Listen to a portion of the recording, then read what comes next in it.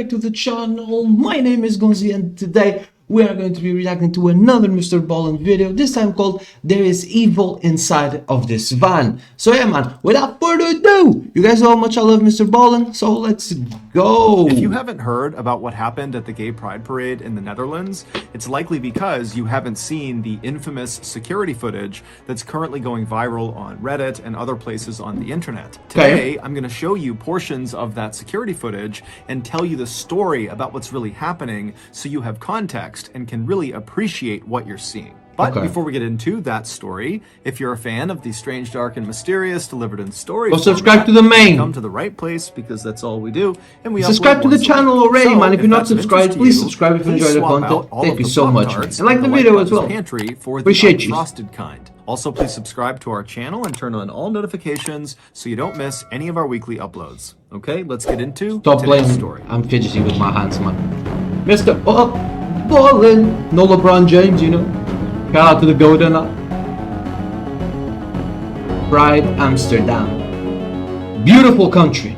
Holland, on September Netherlands. 27th, 2018, in a little city in the Netherlands, a security camera captured 6 men walking calmly toward this brick bungalow inside one of the country's holiday parks. Love bungalows. A holiday park is a place that offers cheap accommodations to tourists. They typically have things like campsites, RV parking, cheap bungalows for rent, and they also often offer things like swimming, and golfing, and bowling. So it's kind of like an all-in-one for families on vacation. But on this September day, these 6 men caught on camera were neither family nor on vacation. Instead, as they walked, it was very clear from their body language that the only thing they were interested in was getting inside of their holiday bungalow. Once they did reach the front door of this bungalow, the apparent leader of the group, who had dark brown hair and a full beard, he pulled out a key, unlocked the door, he opened it up, and then he made sure the rest of the men took off their shoes before walking inside. And then once all the men were inside, that's my kind of energy, you know. Shut the door, no shoes inside the house, mate. And then barefoot, they walked through the hallway into this corner living room in the back of the bungalow. And in this room, there was this L-shaped couch that was centered on a coffee table and a couple of chairs scattered throughout the rest of the room. And so the 6 men kind of took up seats in these different places. And then after they were all sitting down, 2 of the men who had been seen walking in weird vibes, this one. Weird vibes, man. And duffel bags, they pulled those bags out and set them on the coffee table. And as soon as these 2 men did that, the other 4 men who had been chatting amongst themselves went completely silent and turned and just faced the bags on the table. It was very clear that whatever was in the bags was very significant. So significant, in fact, that the group had pulled most of the curtains across all of the windows inside of this bungalow to make sure no one outside could look in and potentially see the contents of these bags. And once the 2 men unzipped the duffel bags and backpack and began putting the contents of the bags onto the table, it became incredibly clear why the men were so on edge.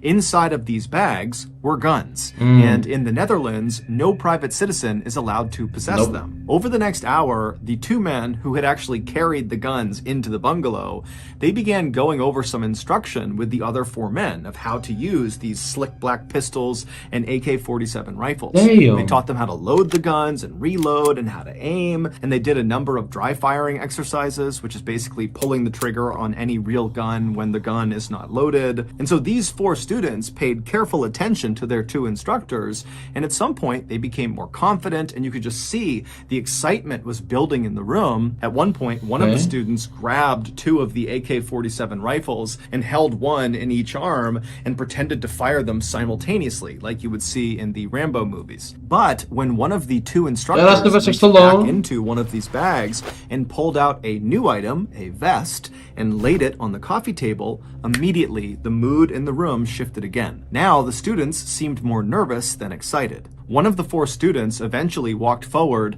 and somewhat reluctantly extended his arm to allow the instructor to slip the vest onto him. And then once the vest was put on the student, you can see in the camera footage, there are pockets all over this vest with little wires poking out of them. This vest was a suicide vest, and the pockets contained explosives.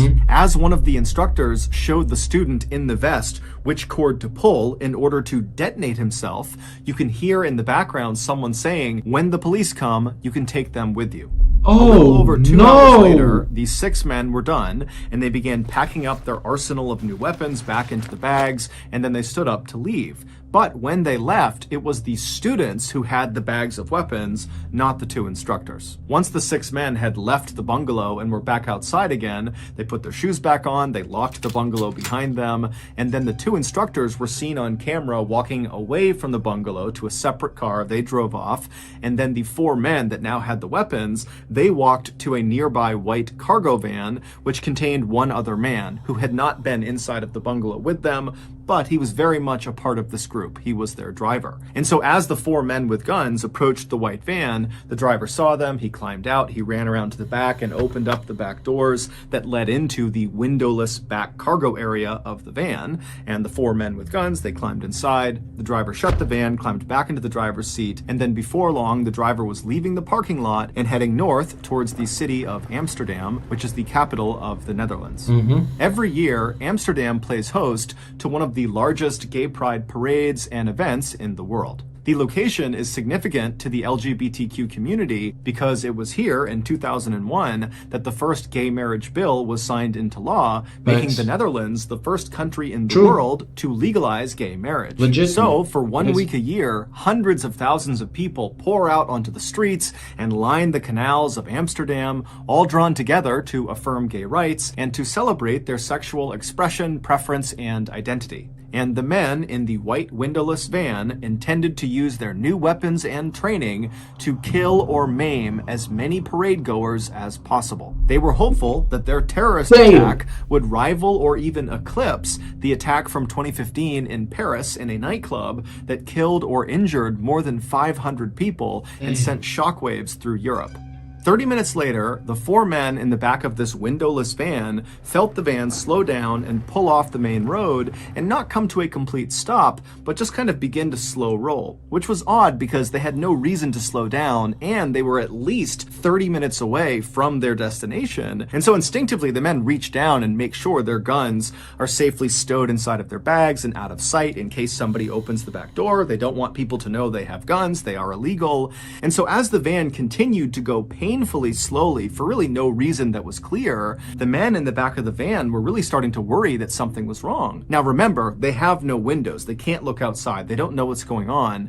However, there was a small crack in the partition that separated the back of the van from the front of the van where the driver was. And so the men in the back of the van began craning their necks and looking through this little crack to try to see if they could understand what was in front of the van and, why the driver had stopped. And when these men looked through that little crack and they saw what was out there, they immediately began to panic. They began reaching down and fumbling for their bags, trying to open them up to get their guns. And then by the time they're kind of getting the guns into their hands, all the doors on the van fly open and the men in the back just begin firing their guns blindly at the open doors. But when they pull their triggers, nothing happens because their guns were fake.